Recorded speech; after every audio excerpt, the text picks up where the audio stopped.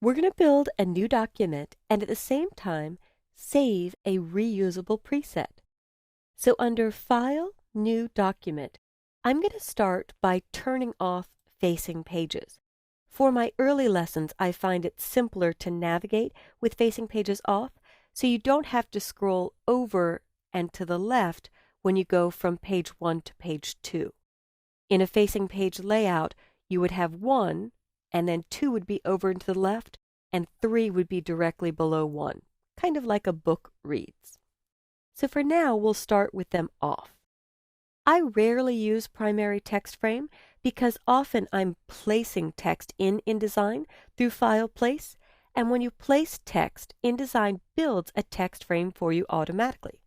In fact, if you select an image, InDesign builds an image frame to the exact size of that photo or drawing when it's placed. So coming from a previous page layout program, many people got in the habit of building boxes before they place stuff. With InDesign, you never have to do that unless you're doing a template and you know for a fact you want this picture frame to be exactly 3 inches by 2 inches. You could predefine that, but it's a lot faster to not have to build a box before bringing in content. Here we have default page sizes, and I'm going to leave it on letter, but they have a few other preset sizes saved here for you. You could set the number of pages in the new document dialog, and you could choose what page number to start on. If you wanted to start on an odd page, for example, that's a common workflow. And I skipped intent. Intent actually has a new option. We've had print and web for a while, and in fact, when you choose web, it gives you common web dimensions that you might be publishing documents to. InDesign can actually build Flash content and can export to HTML5 for either the web or for digital publishing. And with digital publishing, check this out. I have a default iPad size, and it switches my unit of measure to pixels. The iPad screen dimension is 1024 by 768. Or I could choose iPhone, and it will go to the original iPhone size, or a Kindle Fire or a Barnes & Noble Nook, and the zoom. But I'm going to go back to print, and I'm going to choose 1-inch margins. I'll leave the columns at 1, and if you wanted to switch between portrait and landscape, 11 by 8.5 or 8.5 by 11, you could click the little guy portrait or the little guy sideways.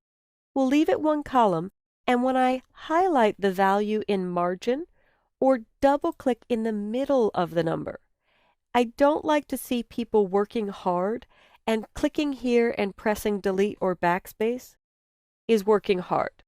So a safer way to do that is to just double-click on the number or in the middle of the number or drag, and I'll type 1.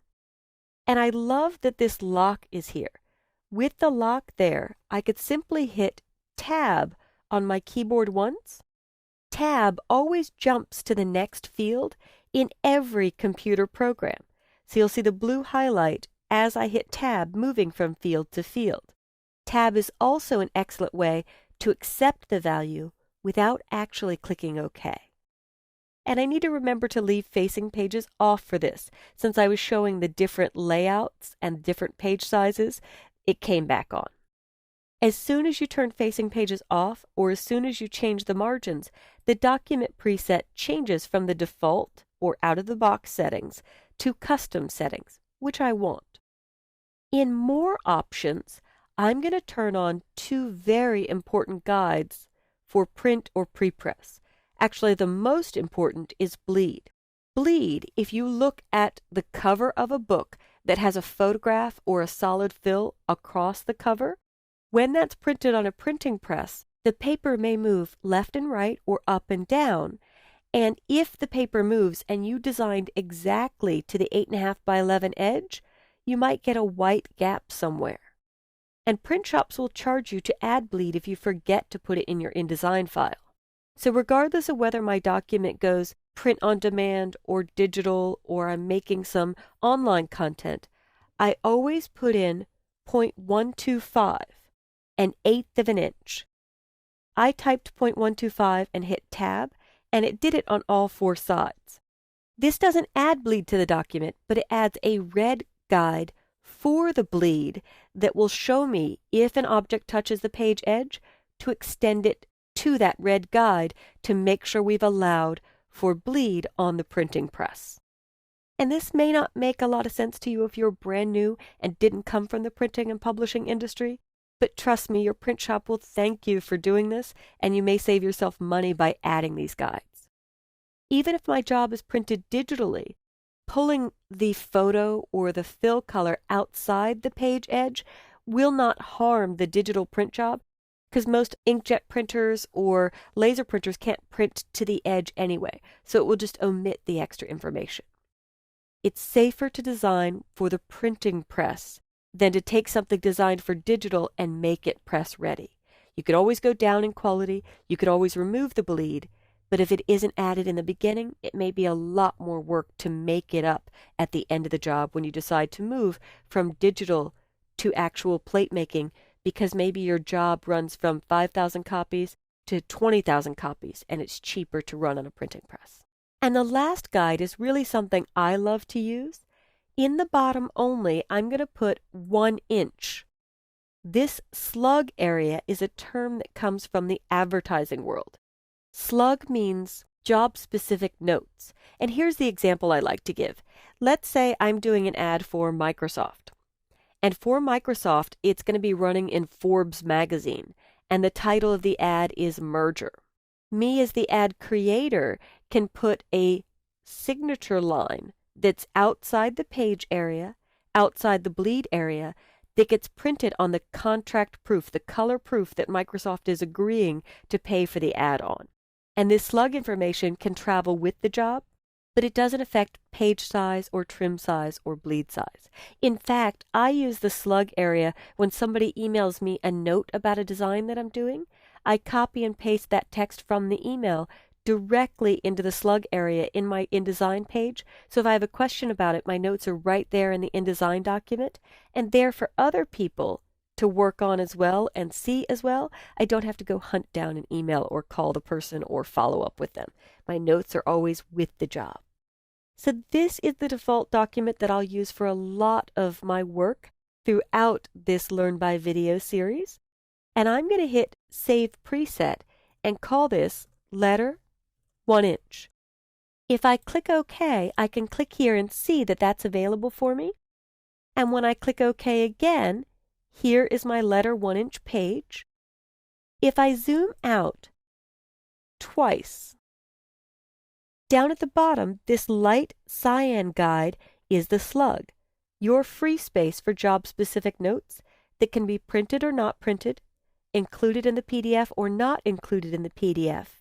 And it doesn't affect the bleed, this 1/8 of an inch red guide. The black line is the physical edge of my paper. So on a digital device, everything would be chopped at the edge or commonly a little bit inside the edge. Many digital devices can't print to the exact edge of the paper. They have a hardware margin that they can't get past here.